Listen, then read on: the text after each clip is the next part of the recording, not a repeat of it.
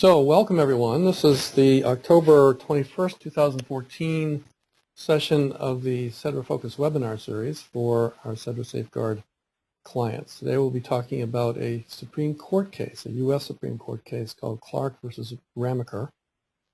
Ramaker was the trustee in bankruptcy of two people who were the subject of one of whom was the beneficiary of a retirement account.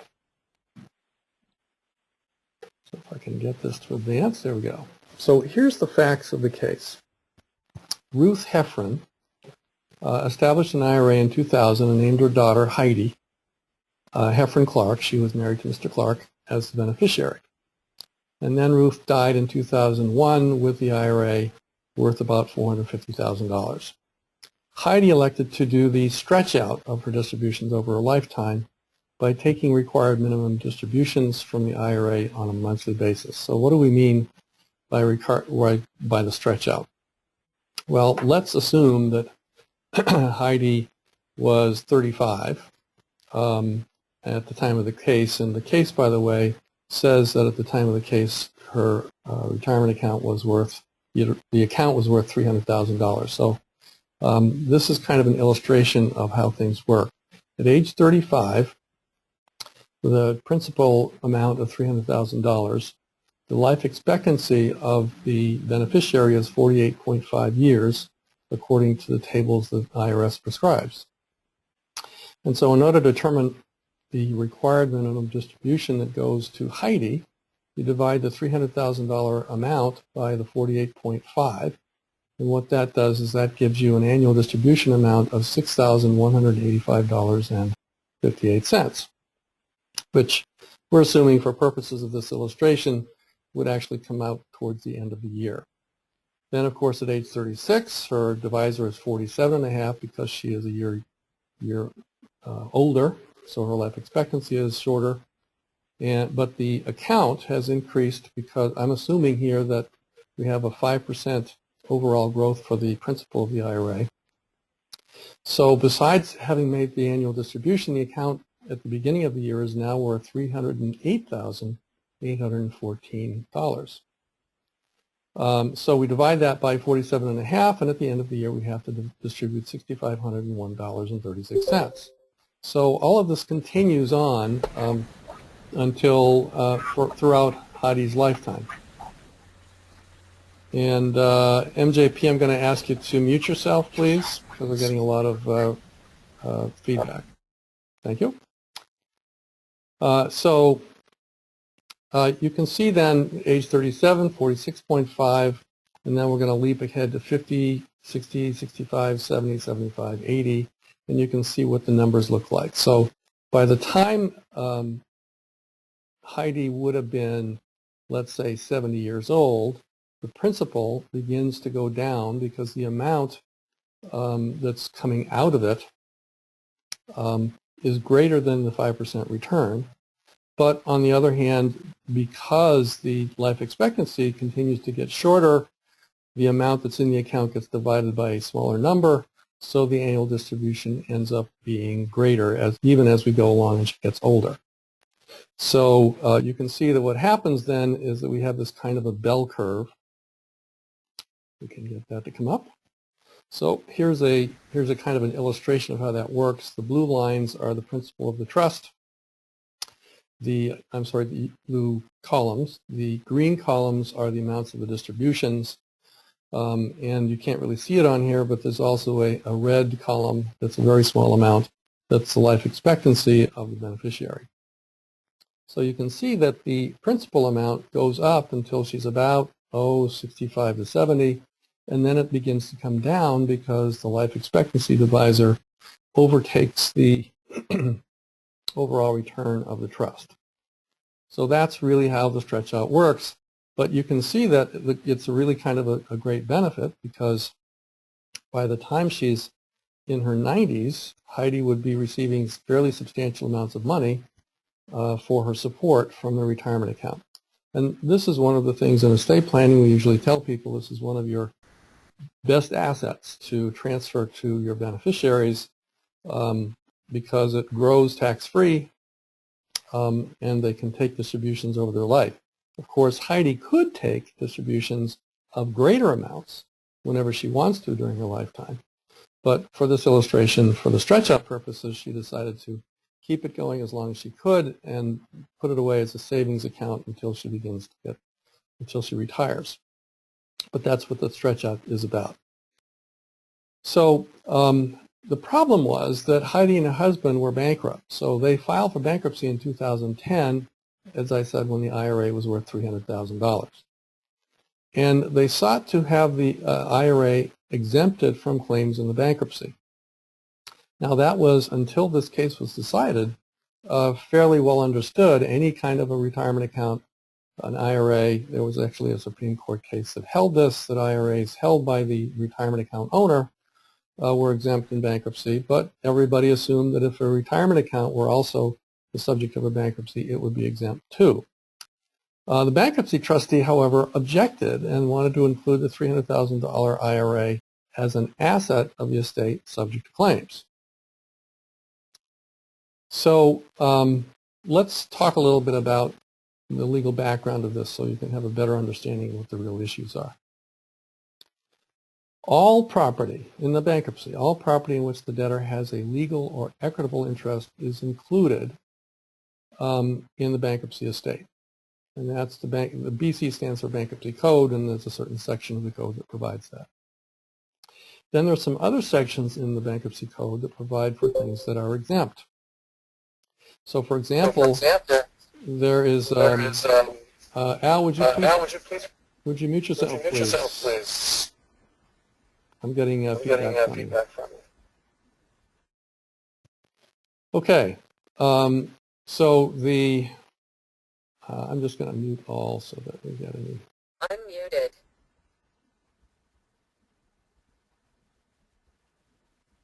Okay, so, boy, I'm getting a lot of feedback from this, folks. Sorry to bother you with this, but I'm going to just ask everybody to mute themselves, and we'll continue on. So, the exemption for retirement accounts reads as follows. It allows an exemption for retirement funds to the extent that those funds are in a fund or account that is exempt from taxation under Section 401, and there's a bunch of sections including 408 and 408A, which are the sections that create the IRA and the Roth IRA. So you can see that the sentence structure sort of suggests that there's a retirement fund, and the fund has to be invested in an exempt account. So the question then is an inherited IRA or an inherited Roth IRA exempt from claims under the Bankruptcy Code? And if we go directly to the language in the exemption, the real question is an inherited IRA retirement funds in a fund or account that is exempt from taxation? So there are, sorry for the misspelling here, but there are really four types of IRA or Roth IRA. So there's the traditional IRA. You have to sort of understand how these work to understand the distinctions between them and the distinctions that the court made. So there's the traditional IRA, like Ruth's, that was in existence while she was alive. And of course, Ruth, all of the income during Ruth's lifetime was exempt from taxation. She could make contributions, and the contributions were tax deductible.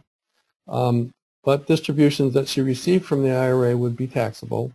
And if she received distributions before she was age 59 and a half, she had a 10% penalty tax to pay on the amount withdrawn.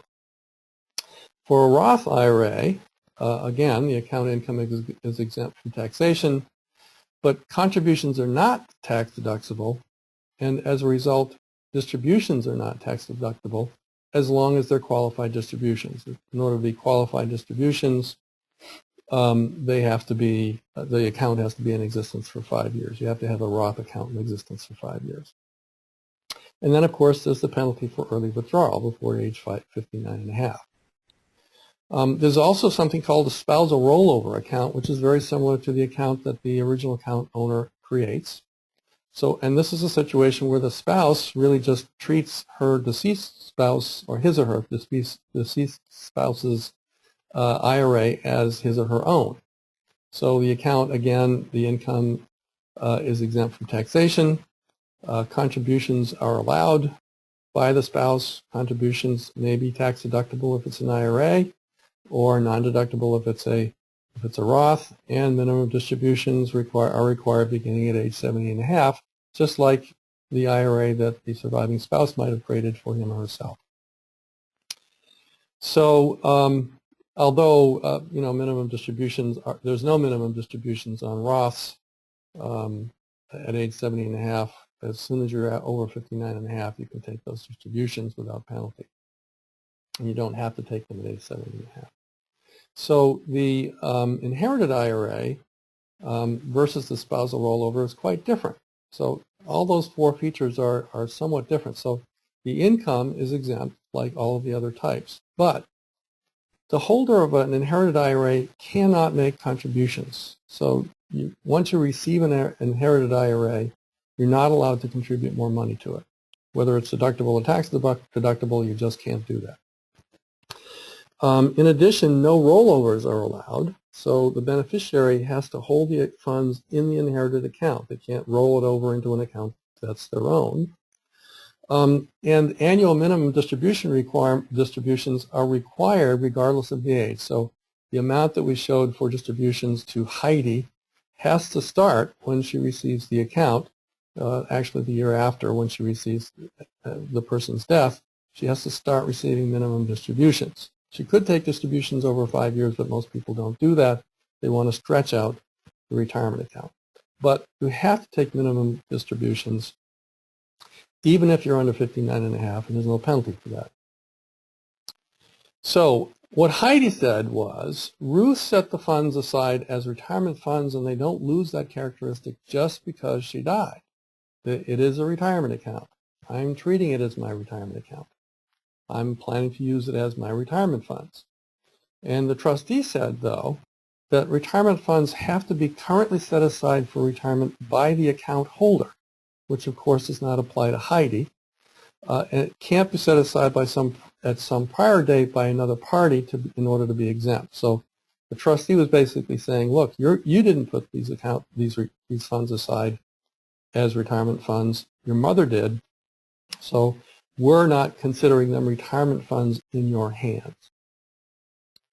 So the bankruptcy court agreed with the trustee and said, no, the funds are not exempt. The debtors decided that they would appeal, so they appealed the case to the district court, and the district court agreed with them and held, yes, the inherited IRA account was exempt. But the bankruptcy trustee appealed again, and the Seventh Circuit of a Court of Appeals, which is the Court of Appeals that had jurisdiction on this case, decided that the account was not exempt. So you might be wondering at this point, well, how would you hold? You want to weigh the factors on both sides and see whether you thought that it was a retirement account. Well, so the Supreme Court considered that, and they said, no, it's not exempt. It is not an exempt account. It's not subject to the exemption. And so let's talk about how they came to that conclusion. The court basically said there's a two-pronged test. And Heidi actually wanted to argue that any account that was exempt from taxation was exempt. But the court said, no, that really doesn't apply because that would disregard completely the phrase in the statute that says retirement funds to the extent that they are held in an exempt account. So there's a basic rule of statutory interpretation that says you have to include all parts of the statute in interpreting it. You can't just disregard part. So Heidi's interpretation would have meant that we could disregard a part of the sentence that says that they have to be retirement funds. So the court said that really there's two parts of the test. One is it has to be an exempt income. It has to be exempt from income under the code, under the appropriate section. and two, it had to be retirement funds of the debtor. So the court was basically saying that inherited IRAs and inherited Roth IRAs are not retirement funds under the bankruptcy code exception. So here's what their logic was. Fundamentally, what they were saying was that IRAs and Roth IRAs are retirement funds because of certain features that they have, and those are the features that we've talked about. The owner is allowed to add funds up to age 70.5 in the IRA. But in the inherited IRA, the holder can never add funds to the account, which suggests that the permission to have an inherited IRA isn't intended by Congress as a method by which you can put aside savings for a retirement account if you're the inheritor of the IRA. And next, the court said that the IRAs and Roth IRAs are designed to encourage savings for retirement because there is a 10% penalty for distributions before age 59.5, and minimum distributions for IRAs have to begin after age 70.5. Whereas for an inherited IRA, there is no penalty for withdrawing at any age. You know, you get to pay income tax on it if it's a traditional IRA, but you have to withdraw the money at least the minimum amounts every year. And again, as I said, minimum distributions and withdrawals are required every year based on that table, based on the way I showed you how that gets calculated. So let's talk a little bit about what the implications of this are. It's a relatively simple case, but it has a lot of implications particularly for SDRA owners. And if you'd like to go ahead and put in a chat and ask a question or whatever that is, please feel free to do so. We clearly have a lot of time, so feel free to put in a chat, and then we'll unmute whoever wants to ask a question. So the first one is that, you know, inherited IRAs and Roth IRAs are assets that are subject to the school bus claims. Now, what do I mean by school bus claims? Well, in our estate planning practice, we tell this story called the school bus story. And the way it works is it's a hypothetical because it's about me and I die. And when I die, I give all my property outright to my lovely wife, Carol. And Carol then a few years later is driving down the street and she isn't really paying attention. It's raining or she just stoops down briefly. And when she looks up again, she slams into a big school bus full of children. And so we always ask people, well, what happens to the money that I left Carol? There's lots of very sympathetic plaintiffs. There's actually a story about a school bus accident that occurred in Ohio with a judgment of $110 million. You can't even insure that amount. So what we mean by this then is that there are potential catastrophic claims of creditors that you're not anticipating even if you're financially responsible, unlike Heidi and her husband. So there's lots of different kinds of claims that you could end up with. We call those school bus claims. So, you know, they're subject to those claims now, whereas before we really thought they weren't. So the loss of the inherited IRA to the claimants, if it's an IRA, causes immediate taxable income to the beneficiaries. So remember that Heidi's account was worth $300,000 in the bankruptcy, and it then got distributed out and applied to her creditors, which means that it was applied to or for her benefit during her lifetime. It wasn't like it was an investment that she had a loss in. So she gets to pay income taxes on the whole $300,000. How she was going to get the money to pay the income taxes, I don't know. It is a post-bankruptcy debt, and she's going to have to start paying income taxes in installments over, I bet, a number of years. I don't know what their full financial circumstances were. Maybe they were high-income earners, but this is a big problem for an inherited IRA owner, particularly a traditional IRA owner, who ends up in financial difficulties because the money ends up being not only lost, but it is also taxable. So what that suggests to us is it's better to designate a trust to inherit an IRA Roth to protect the assets for the beneficiary. So how does that work?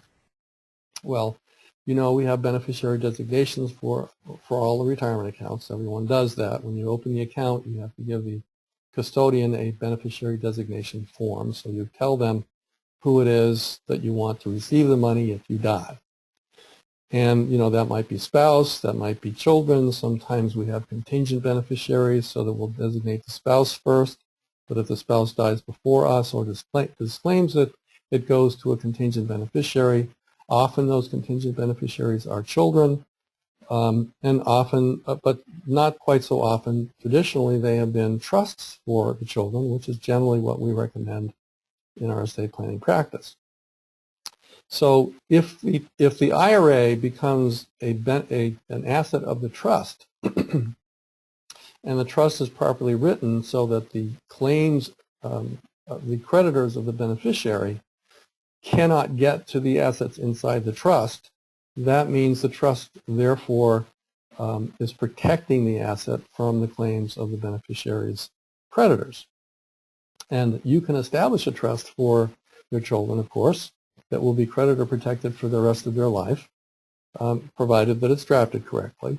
And you can do the same thing using your retirement account. You can designate the trust that you drafted, that you prepared for the beneficiary, as the beneficiary of your retirement account, so the account itself becomes an asset of the trust, and the trustees determine how much is going to come out. Trustees can decide that minimum distributions are going to come out. Trustees can decide whether lump sums are going to come out, depending on the type. And so it's entirely up to the trustees, not to the ultimate beneficiary, who is the child or individual.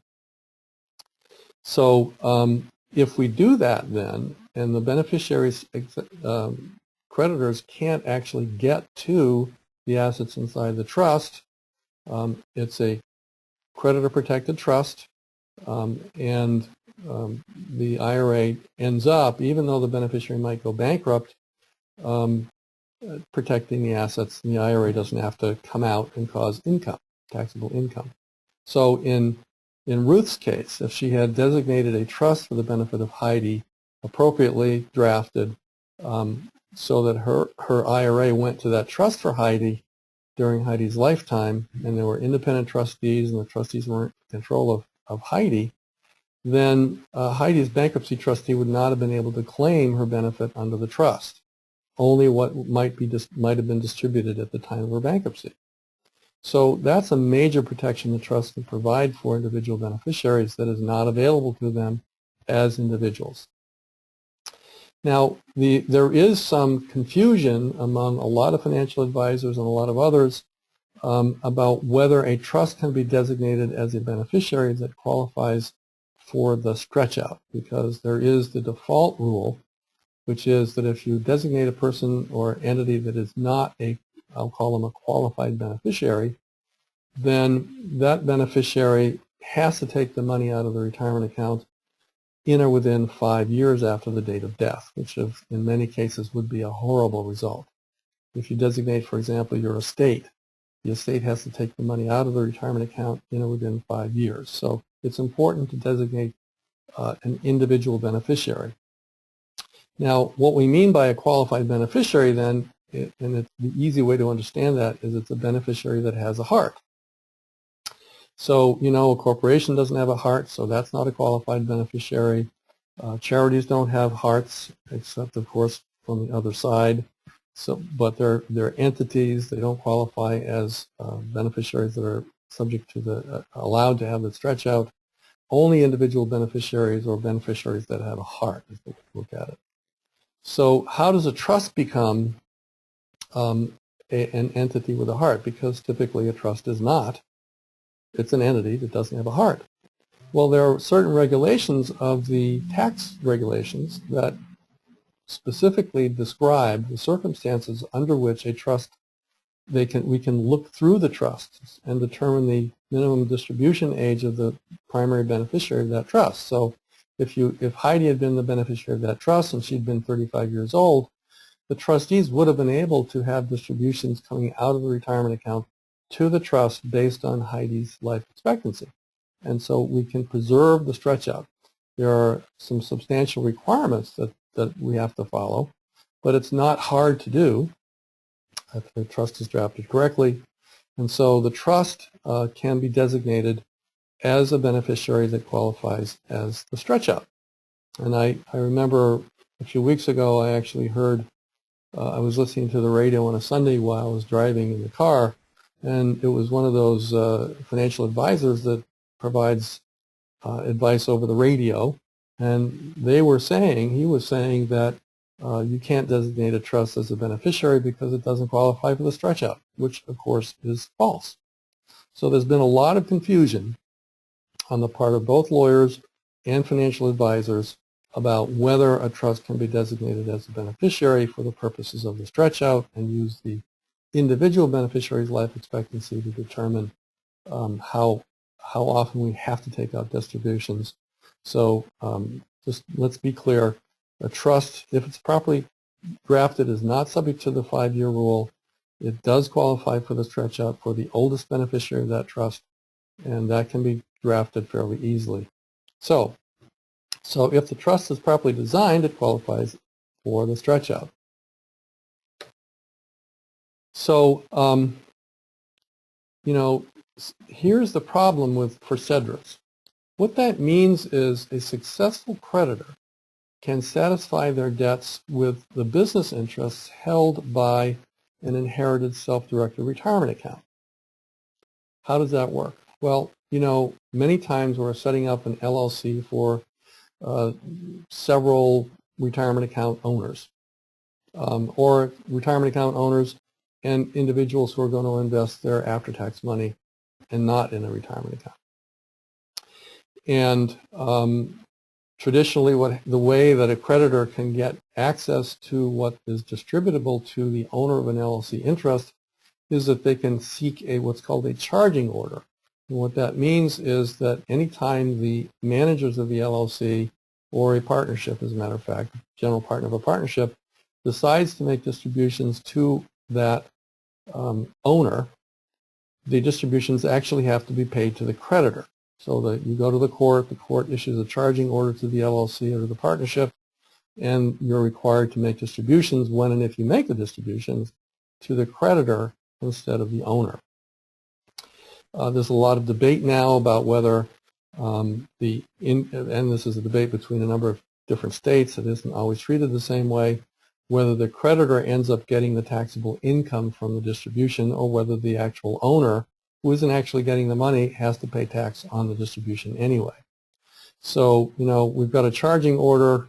That is the remedy typically, but it isn't always the only remedy. There are some states that are saying that creditors' claims are not limited to the charging order remedies, so that the creditor theoretically could take over the interest, and if they can get a majority interest, they can liquidate the LLC or the entity, not just get a charging order.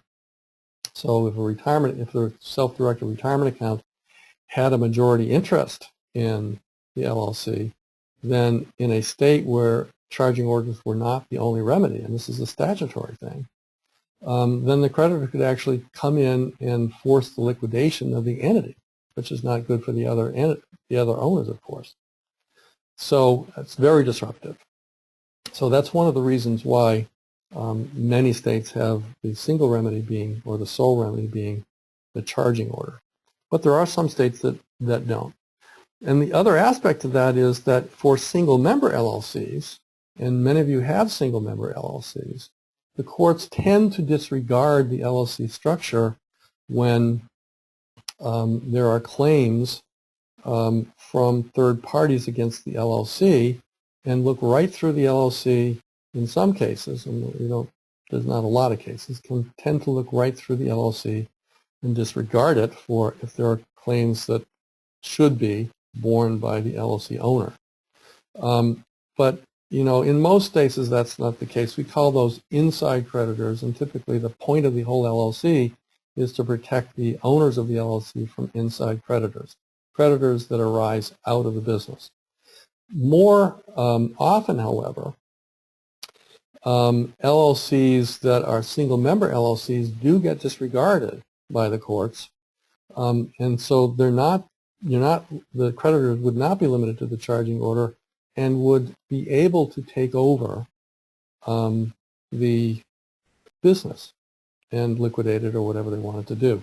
So, if you're an LLC owner and it's a self-directed retirement account, and there is a charging order, and the charging order is enforced against your self-directed retirement account, and let's assume it's not an inherited one.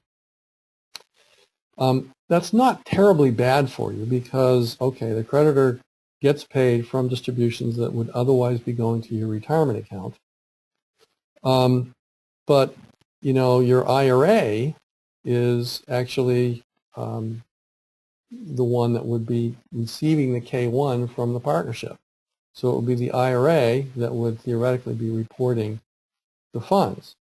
The only problem is, and this is something that has not come up, at least to my knowledge, would the application of the retirement accounts funds from distributions from the LLC actually be considered distributions because they're being paid to the creditor of the IRA owner, like Heidi?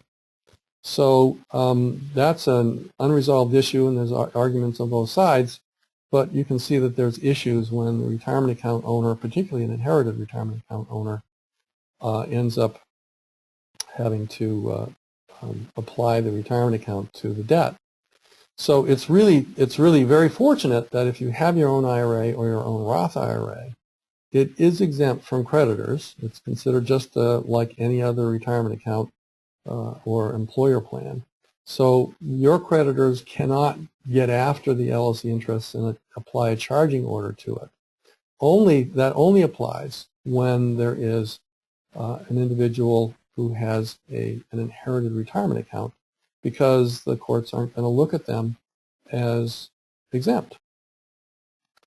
So, in that case, if you've got an inherited SDRA, and the creditors can come in and start applying the distributions and or in some cases taking over the business, it's a substantial business disruption that results in negotiations, litigation, etc. And the co-owners, the inherited SDRA owner, can end up with some very substantial disadvantages. Because on the liquidation of the LLC, there can be substantial disadvantages for tax purposes, etc. So the next one, of course, is the creditors can prevent the non-pro-rata distribution. I'm sorry, I should explain this. One of the things that some people say one could do, let's say that we had an inherited SDRA owner of an LLC. Well, the manager could say, I'm not going to make any distributions to the owner of those LLC interests, to the self-directed retirement account that's inherited. I'm not making any distributions. But it's okay for me to make distributions to the other owners. I'm going to do that for various different purposes. Well, now you're subjecting the LLC to claims by the creditors of the IRA owner, because they're going to say, no, you can't make non-pro rata distributions of the profits of the entity. You have to distribute those profits out to me if I have a charging order. So, successful creditors can be a major problem for an inherited self-directed retirement account, and that's something that we really need to watch out for.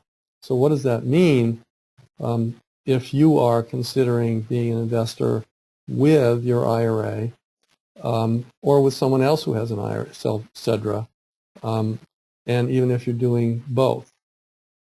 So what would you do if your IRA co-investor died, leaving an inherited IRA to an individual beneficiary?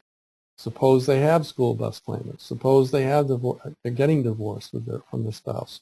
Suppose they have unmet support obligations and the court is going after them for application of funds to the benefit of their children.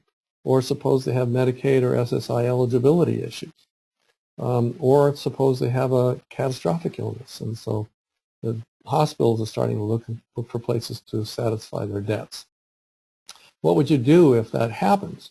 Well, there's some things you might be able to do. You might be able to liquidate that LLC interests from the assets of the LLC itself, but that's not really very satisfactory, because it means that if the person were a majority owner, you're partly you're partly dissolving the LLC itself, which is a substantial disadvantage to the continuation of the business. So they can satisfy their debts with the business interests held by the inherited IRA with a charging order. And as I said, in some states, we've already been through this. I guess it must have gone backwards. Here we go. So one of the things that to do, even for estate planning purposes, is it's very clear from the Clark case is that one should always designate a qualified trust for their heir as the beneficiary of their IRA or Roth IRA. Always. Because otherwise the subjecting those retirement accounts to claims of the creditors of the beneficiary, because it is going to be an inherited IRA. Now, the second thing that the next I would say that if you are going to have self-directed retirement account co-investors, or if you are a self-directed retirement account investor with others, be sure that all co-investors who are SDRAs designate trusts as beneficiaries, because what that means is there is no business disruption.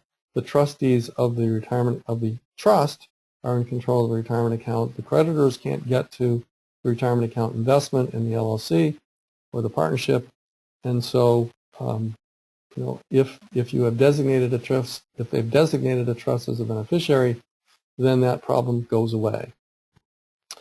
Another possible way to deal with that would be to require that the redemption of the inherited self-directed retirement account business interests, if it is not designated as a beneficiary of a trust.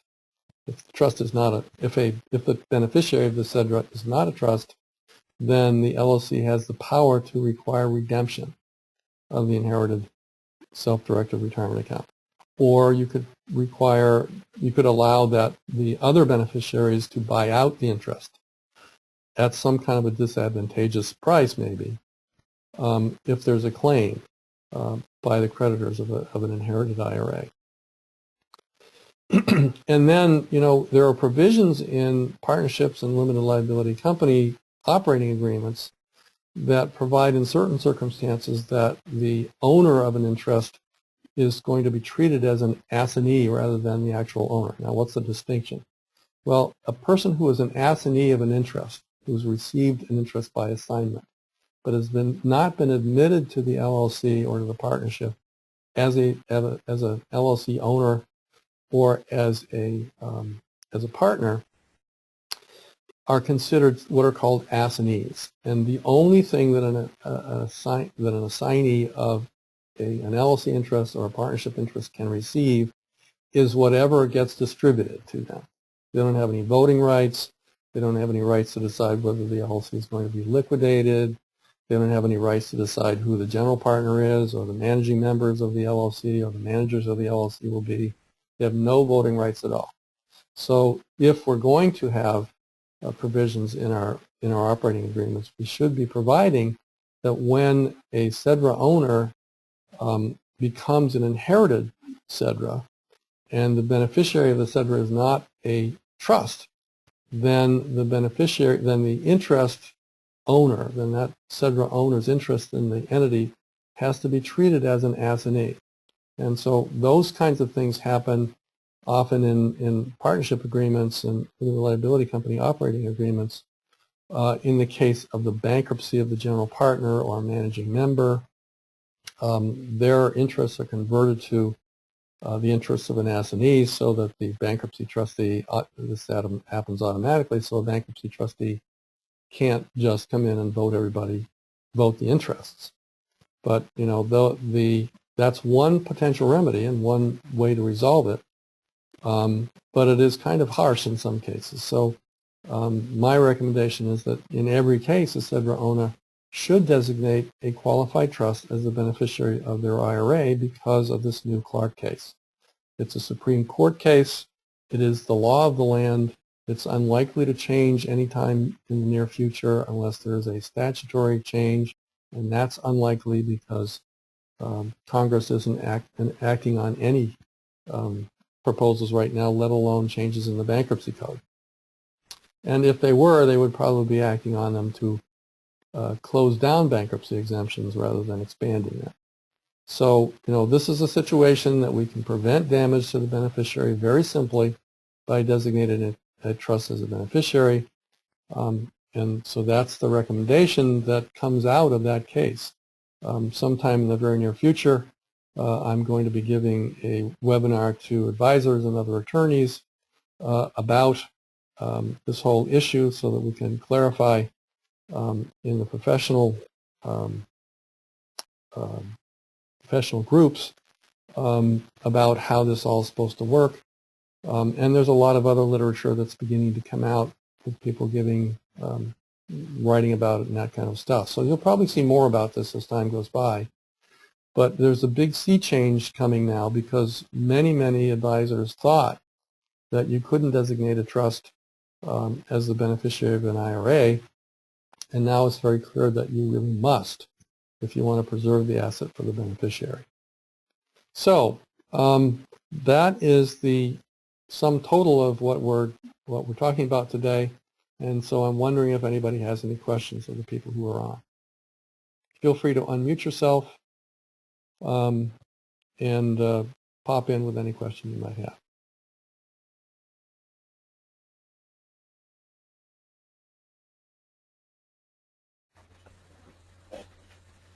Quick question? Sure. What effect does this, or do you think this case has on situations where you've got a self-directed IRA with a designation of a beneficiary upon death, where the deceased has claims against him through the estate? Theoretically, the IRA interest passed upon death to, let's say, a cousin. Would a creditor have the right to go back after the self-directed, given this case? I think that's an interesting, very interesting question.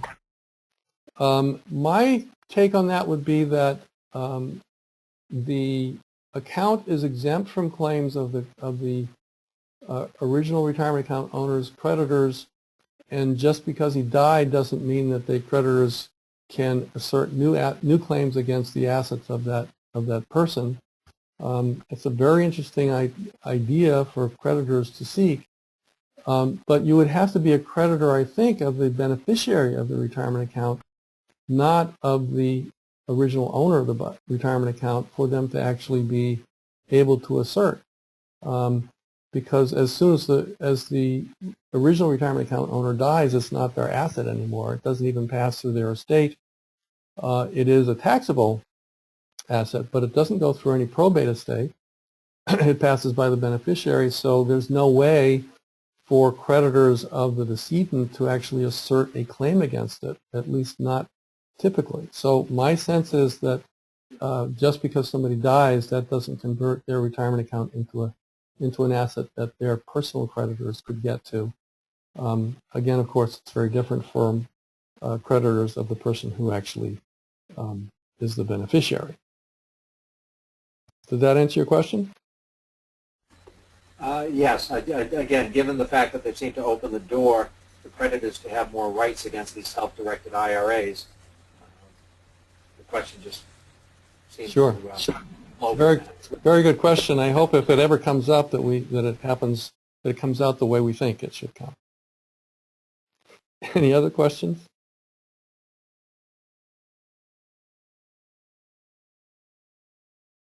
All right then. That therefore is going to be the conclusion of the presentation today. If you think of any questions later on, certainly feel free to call. You all have the first call right. You can call us at any time. We can answer your question on the phone. We're happy to do that, and the clock's not on. So please feel free to give us a call if you have any questions, and I look forward to seeing you next month. Thanks for attending.